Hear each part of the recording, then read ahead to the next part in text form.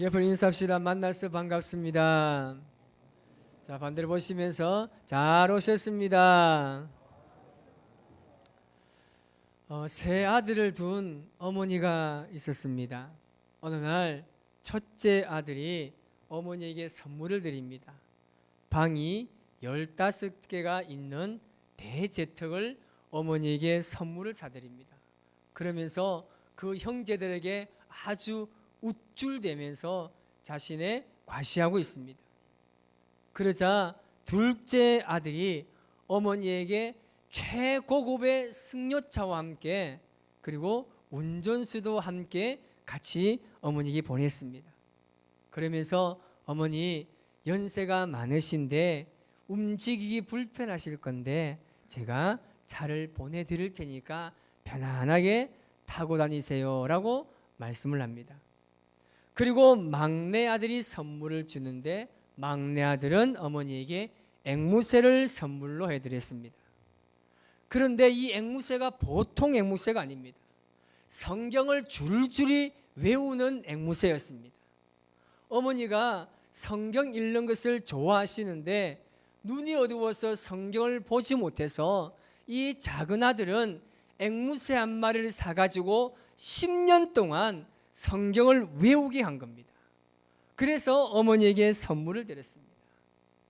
자식들의 선물을 받은 어머니가 나중에 연락이 왔습니다. 첫째야, 내가 이제 기력도 없는데 방 15개 있는 이 집이 나에게 무슨 소용이 있겠느냐. 둘째야, 이제는 내가 힘이 없어서 아무리 좋은 승용차라도 내가 탈 힘이 없구나. 너무나 부담스럽다고 이야기합니다. 그러면서 셋째야, 참 고맙다. 그래도 이 어미를 네가 생각하는구나. 그래도 네가 이 어미를 가장 많이 신경 써 주는 것 같아서 내가 너무나 고맙다. 네가 보내준 닭은 정말 맛있게 잘 먹었단다. 백숙해서 보양했으니까 올 여름을 내가 거뜬하게 지낼 수 있을 것 같구나 라고 연락이 왔다고 합니다. 우리 옆에 분에게 바라봅시다. 인사합시다. 무슨 말인지 모르겠는겨. 시작. 자, 여러분 옆에 분에게 감사합니다. 고맙습니다. 사랑합니다. 시작. 감사합니다. 고맙습니다. 사랑합니다. 오늘은 이 어버이 주일입니다. 역사적으로 말하면 본래 이 어버이날은 어머니 날로부터 시작이 되었습니다. 미국의 필라델피아 웹트스라는 마을에 26년 동안 주일학교 교사를 섬겼던 안나 제비스 여사를 추모하는 데서부터 시작이 되었습니다. 1914년도부터 공식적으로 매년 5월 둘째 주에 어머니날로 지키게 되었습니다. 우리나라는 1973년도에 어머니날을 어버이날로 명칭을 바꾸면서 지금까지 지키고 있습니다. 동양에서는 효를 말할 때 백행지본이라고 해서 효는 모든 행동의 기본, 근본, 그리고 모든 윤리의 기본이 된다고 이야기합니다. 부모에게 효도하는 것이 사람됨의 가장 기본이라는 것입니다. 그래서 일찍이 철학자인 소크라테스는 부모님의 은혜를 모른다면 너희 친구가 되어줄 사람은 한 사람도 없다고 이야기했습니다. 여러분, 세상에 부모 없는 사람이 어디 있겠습니까? 부모의 자리와 사랑은 그 어떤 것으로도 대신할 수가 없습니다. 값으로 그 부모의 사랑은 청량할 수가 없는 겁니다. 그래서 우리가 흔히 말하기를 그 부모님의 사랑은 하늘보다 높고 바다보다 깊다고 이야기합니다. 그래서 부모님의 그 놀라우신 사랑을 깨닫기까지는 우리에게 굉장히 많은 시간이 소요된다는 사실을 우리가 잘 알고 있습니다. 오늘 이 본문의 말씀을 가지고 부모에게 어떻게 하는 것이 옳은 일인지 우리가 말씀을 통해서 은혜를 나누고자 합니다. 첫 번째는 자녀는 부모의 말에 순종해야 됩니다. 오늘 1절에 그렇게 말합니다. 시작. 자녀들아 주 안에서 너희 부모에게 순종하라. 이것이 옳으니라. 아멘. 우리는 이 말씀을 주 안에서 부모에게 순종하라라고 이해하고 있습니다. 그런데 이 말씀을 조금 자세히 보면 주 안에서 순종하는 것은 신앙적인 차원에서의 덕목이라는 사실을 우리가 알게 됩니다. 그래서 오늘 본문의 1절 말씀을 굉장히 쉽고 그리고 이해하기 좋게 해석해 난 성경이 있습니다. 바로 공동번역입니다. 그 공동번역에서는 1절을 이렇게 말합니다. 시작. 자녀된 사람들은 부모에게 순종하십시오. 이것이 주님을 믿는 사람으로서 마땅히 해야 할 일입니다. 아멘. 부모에게 순종하는 것은 예수님을 믿는 사람들이 해야 될 도리라는 것입니다. 이것이 옳다고 말합니다. 옳다는 것은 어긋나지 않는 행동이라는 것이죠. 여러분, 부모에게 순종하는 것은요, 그 어떤 조건도 없습니다. 그냥 순종하라는 겁니다. 하나님께서 어떤 부모에게라고 말하지 않습니다. 그냥 내 자녀, 내 부모에게 순종하라고 말하고 있습니다. 부모가 어떤 사람인지 그것이 중요한 것이 아닙니다. 하나님은 절대 그렇게 말하지 않습니다. 부모가 어떤 부모이든지 내 부모에게는 순종하라고 말씀하고 있습니다. 재산을 많이 물려줄 부모가 있으면 우리는 어떻습니까? 수시로 찾아다닙니다. 그런데 물려줄 재산이 없는 부모에게는 1년에 한 번 찾아볼까 말까 전화도 하지 않는 것이 오늘 현실입니다. 너무나 안타깝죠. 우리 부모님의 세대가 절대 간과해서는 안 될 것이 하나 있습니다. 그것은 뭐냐면 이렇게 자녀들이 부모의 말씀에 불순종할 때에 그냥 내버려둬서는 안 됩니다. 오늘날 자녀들이 괜찮으면 다 괜찮다고 말합니다. 자녀들이 행복하다면 다 행복하다고 이야기합니다. 왜냐하면 자녀들의 행복이 우선시되고 있기 때문입니다. 여러분, 자녀들이 원하는 대로 모든 것을 다 해주게 되면 그 자녀는 나중에 이기적인 사람이 될 것입니다. 그렇게 성장하는 자녀는 결국 그 어느 누구의 말도 듣지 않는 패역한 자녀가 될 수밖에 없습니다. 그렇게 되면 사회생활도 잘할 수 없게 되는 것이고 결국 그 자녀는 불행해질 수밖에 없습니다. 자녀들이 부모의 말에 순종하도록 하기 위해서는 순종을 가르치고 훈련을 시켜야 합니다. 필요하다면 책망도 하고 야단도 치면서 자녀들이 삐뚤지 않도록 삐뚤어진 삶을 살지 않도록 우리가 교훈해야 됩니다. 옛날에 그런 말이 있었습니다. 부모에게 자녀란 무엇입니까? 라고 물어보았습니다. 그때 부모가 뭐라고 이야기합니까? 장가간 아들은 큰 도둑이요, 시집간 딸은 이쁜 도둑이고 며느리는 좀도둑이고 손주들은 떼강도랍니다. 장가간 아들은 희미한 옛 그림자이고 며느리는 가까이 하기에 너무 먼 당신이랍니다. 딸은 그래도 아직까지는 내 사랑입니다. 자녀를 낳을 때는 일촌이었고요, 대학을 가면 사촌이고요, 장가를 가면 사돈의 팔촌이 된다고 이야기합니다. 안타까운 현실이지만 맞는 것 같아요. 제가 지금 저희 집에 사촌이 한 명 있어요. 저는 정말 그래도 부모님 보고 싶어가지고 한 번씩 연락 오고, 어제는 어버이날이잖아요. 그래서 깜짝 이벤트로 혹시나 내려올까 싶어서 손꼽아서 기다리고 있었어요. 아니나 다를까 얘는 사촌이 되어버렸습니다. 부모에게 순종하는 것은 하나님 보시기에 좋은 일입니다. 당연한 일입니다. 마땅한 일입니다. 그렇게 하는 자에게 하나님께서는 약속을 주셨다는 겁니다. 여러분, 부모에게 순종하는 길을 걸어가시기 바랍니다. 두 번째는 자녀는 부모를 공경해야 합니다. 2절에 그렇게 말씀합니다. 시작. 내 아버지와 어머니를 공경하라. 이것이 약속이니 첫 계명이니. 아멘. 우리가 10계명을 보면 크게 두 부분 나눌 수 있습니다. 1계명에서 4계명까지는 하나님에 대한 수직적인 관계를 의미합니다. 5계명에서 10계명까지는 인간에 대한 수평적인 관계를 이야기합니다. 사람과 사람의 관계의 계명을 이야기할 때 가장 먼저 내 부모를 공경하라고 말씀하고 있습니다. 그만큼 인간관계의 기초가 되는 것이 바로 부모 공경이라는 겁니다. 부모님을 공경하는 것이 인간관계에 있어서 가장 기초가 된다고 이야기합니다. 여러분, 부모님들 자녀들이 여러분 말 듣습니까? 안 듣습니까? 참 애매하죠, 말하기가. 솔직히 말 정말 안 들어요. 제가 시원하게 말씀드릴게요. 똑같은 말을요 10번 해도 안 들어요. 죽으라고 안 들어요.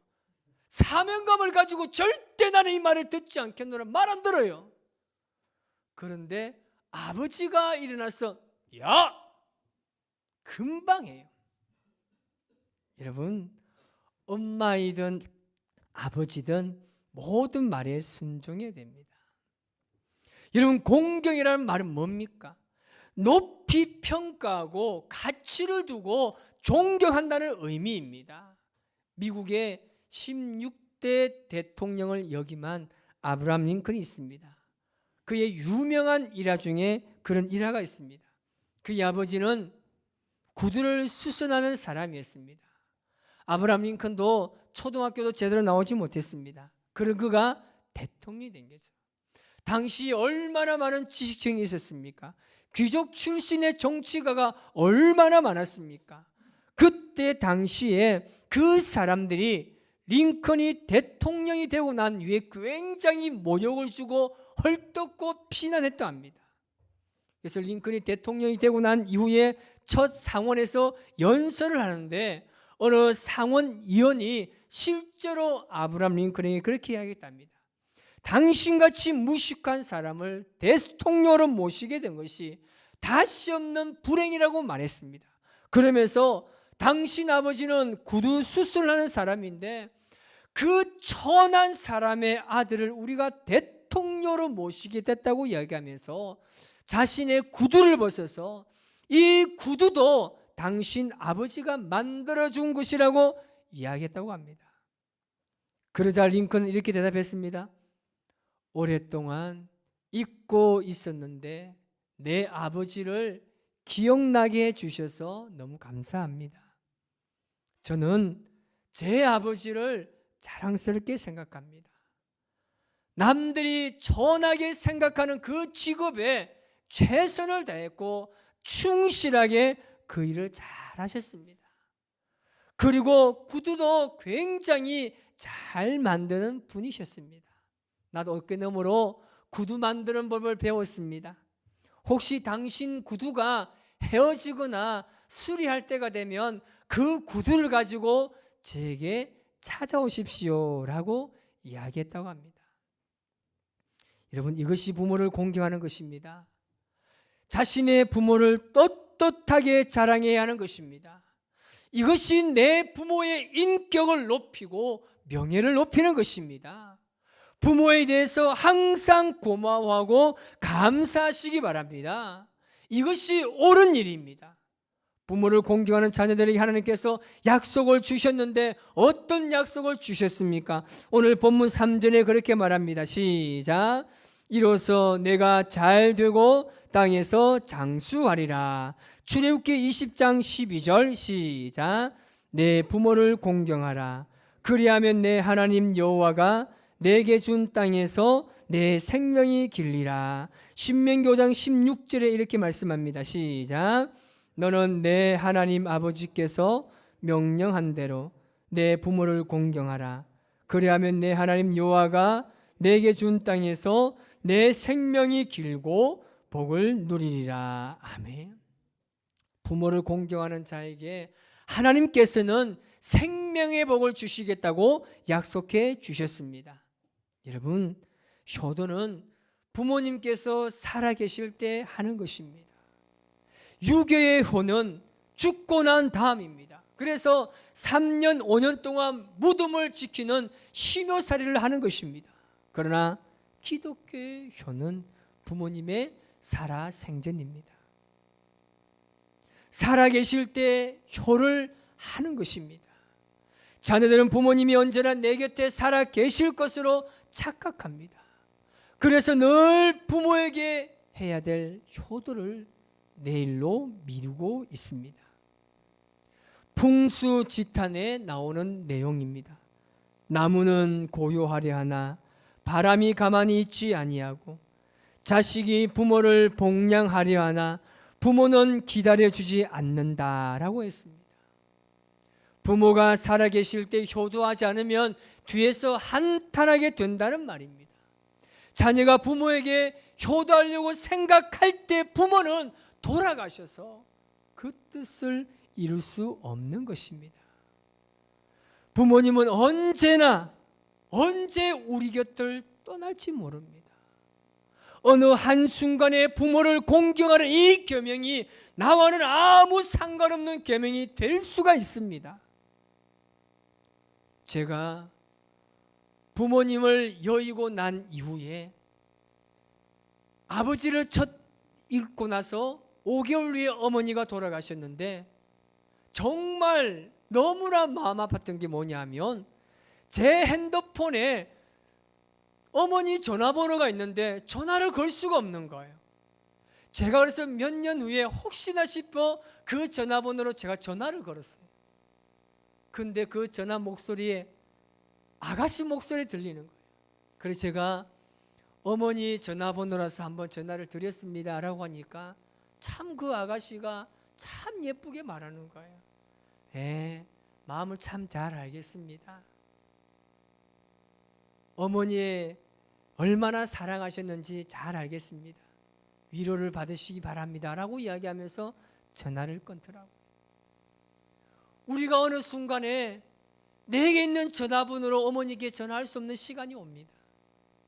내가 찾아가 보지만 그 자리에 어머님이 계시지 않는 순간은 오게 됩니다. 자녀들에게 4가지의 질문을 드려보았습니다. 나는 부모에게 어떤 사람입니까? 나를 키우면서 행복했던 순간이 있었습니까? 힘든 순간은 없었습니까? 부모님께서 우리에게 미안했던 적은 언제였을까요? 이 4가지의 질문에 우리 부모님의 대답을 한번 들어보도록 하겠습니다. 네. 필요한 거 있을 때 전화 드리죠. 아니요, 필요할 때만 한 번씩 드립니다. 그렇게 자주는 아닌 것 같고 한 번씩 한 일주일에 2-3번?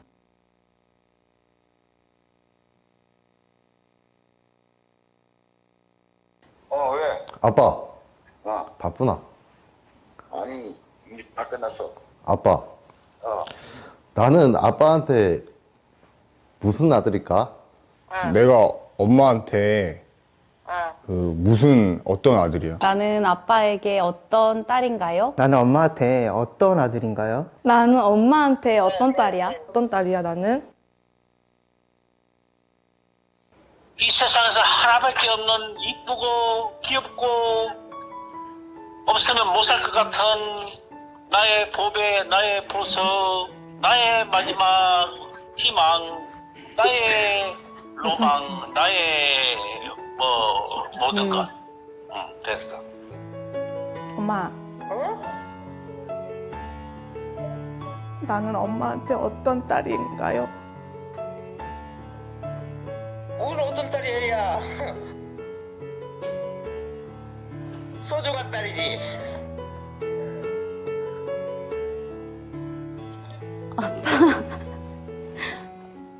왜? 아빠 있잖아. 응.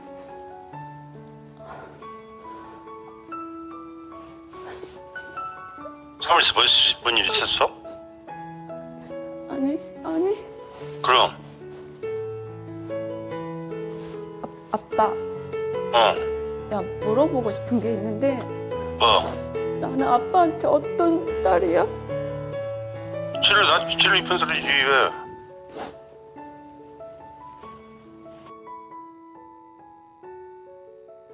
나는 다 사랑했다. 다 행복했다고. 진짜야. 거짓말. 아니야, 나는 그렇지 않아. 나를 키우면서 가장 행복했던 순간이 언제야?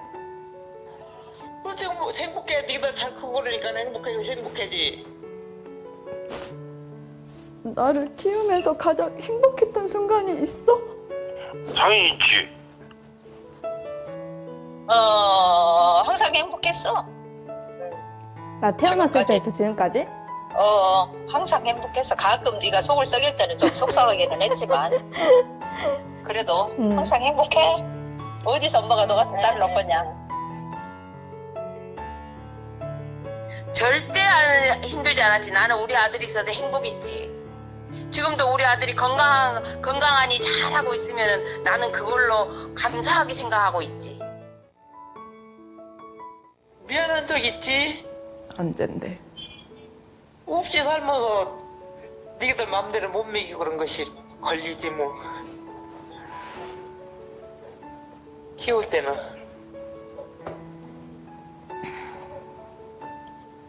놈들 같이 많이 정말 못 해주고 먹고 싶은 거 마음대로 못 먹이고 그랬지 뭐. 부모 마음은 다 똑같지. 다시 태어나도 내 엄마가 돼줄 거야? 그러지.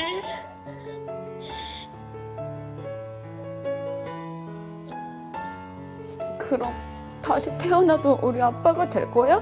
당연하지 슬기서는. 왜? 근데 왜 그래? 이유가 뭐야? 그냥 갑자기 생각나서 물어보는 거야. 미쳤어.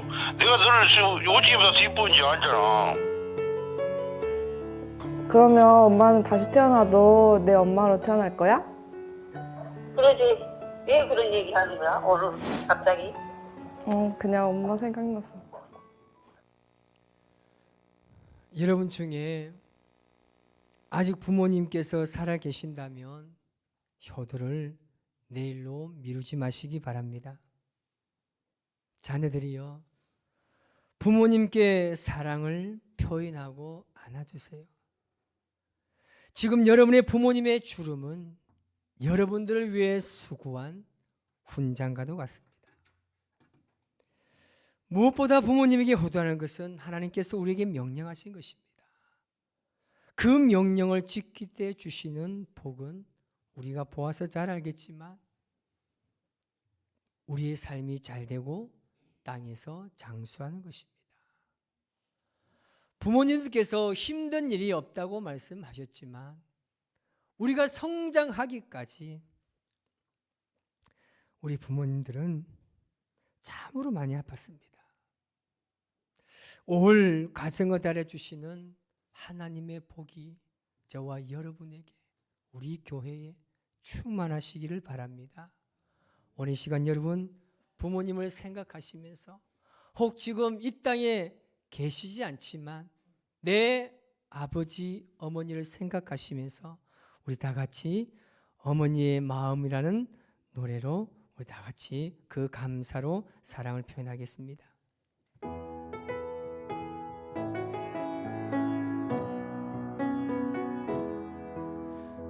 나 실제 괴로움 다 잊으시고 길을 재봐 낯으로 애쓰는 마음 집자리 마른 자리 가라뉘시며 손발이 다 닳도록 고생하시네. 하늘 아래 그 무엇이 높다 하리요. 어머니의 희생은 가히 없어라. 어려선 한 손 꼽고 얼러주시고 자라서 문 기대어 기다리는 알을 사 그릇 될 사 자식 생각에 고우시던 희망이 주름이 가득 땅 위에 그 무엇이 높다 하리요 어머님의 정성 지극한 사람의 마음속에 사람의 마음속에 어가지 소원 어머님의 마음 속엔 오직 한 가지 아낌없이 인생을 자식 위하여 살과 뼈를 깎아서 바치는 마음 인간의 그 무엇이 거룩하리요 어머님의 사랑 크지 우리 다 같이 눈을 감으시고 여러분의 어머니를 생각하면서 잠시 기도하는 시간을 가지겠습니다. 어머니의 그 사랑이 없었다면 우리는 지금 이 자리에 있을 수도 없습니다. 생명 다해 우리를 성장시켜 주신 어머니의 사랑을 기억하며 하나님 아버지 이제 열심히 부모님을 잘 공경하고 섬기겠습니다. 부모님이 계시지 않지만 우리 교회의 믿음의 어머니 아버지를 내 부모인 듯 잘 공경하겠습니다. 그런 마음으로 우리 다 같이 기도하는 시간을 가지겠습니다. 기도하겠습니다. 하나님 아버지